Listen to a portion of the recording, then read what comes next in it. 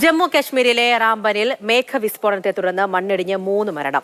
നിരവധി പേരെ കാണാതായതായി പ്രദേശവാസികൾ പറയുന്നുണ്ട്. ജമ്മു ശ്രീനഗർ പാത താൽക്കാലികമായി അടച്ചതിനാൽ ആയിരക്കണക്കിന് വിനോദസഞ്ചാരികൾ കുടുങ്ങിക്കിടക്കുകയാണ്.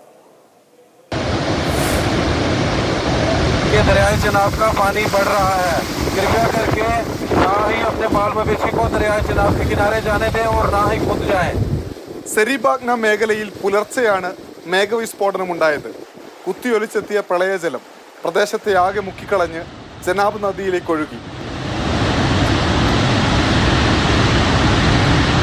ये रात को 3-3:30 बजे के फ्लड आने के कारण से ये सब दुकानें तहस नहस हो चुकी हैं। हमें कुछ समय नहीं लग रहा है सर, हम क्या करें क्या नहीं, क्योंकि हमारा रोजगार, हमारा परिवार इन्हीं दुकानों से चलता है. റബ്ബാൻ നഗരത്തെയും നദീതീരത്തെ ദരംകുന്ദ് ഗ്രാമത്തെയും കീറി മുറിച്ചാണ് പ്രളയജലം ഒഴുകിയത്. വീടുകളും കടകളും സർക്കാർ സ്ഥാപനങ്ങളും എല്ലാം തകർന്നു. 500-ലധികം പേരെ രക്ഷാപ്രവർത്തകർ സുരക്ഷിത കേന്ദ്രങ്ങളിലേക്ക് മാറ്റിയിട്ടുണ്ട്. लेकिन जैसा कि आप देख रहे हो कैलेमिटी के कारण हम लोग लगभग 4-5 किलोमीटर से पैदल ही चल रहे पूरा सामान लेके, क्योंकि गाड़ी ना आगे जा सकती है ना पीछे जा सकती है, दोनों तरफ से रास्ता बंद है. പ്രദേശത്ത് മോശം കാലാവസ്ഥ തുടരുകയാണ്. മഴ ശമിക്കാത്തതിനാൽ രക്ഷാപ്രവർത്തനം ദുഷ്കരമാവുന്നു. തകർന്ന വീടുകൾക്കും ഒഴുകിപ്പോയ വാഹനങ്ങൾക്കുമുള്ളിൽ ആളുകൾ കുടുങ്ങിക്കിടക്കുന്നുണ്ടോ എന്ന് പരിശോധിക്കാൻ പോലും പറ്റാത്ത അവസ്ഥയുണ്ട്.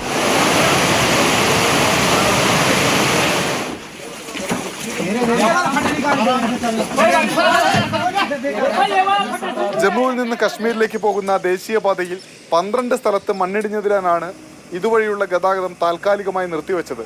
കശ്മീരിൽ നിന്ന് റോഡ് മാർഗം മടങ്ങാൻ നിശ്ചയിച്ച ആയിരക്കണക്കിന് സഞ്ചാരികൾ കുടുങ്ങിക്കിടക്കുന്നു.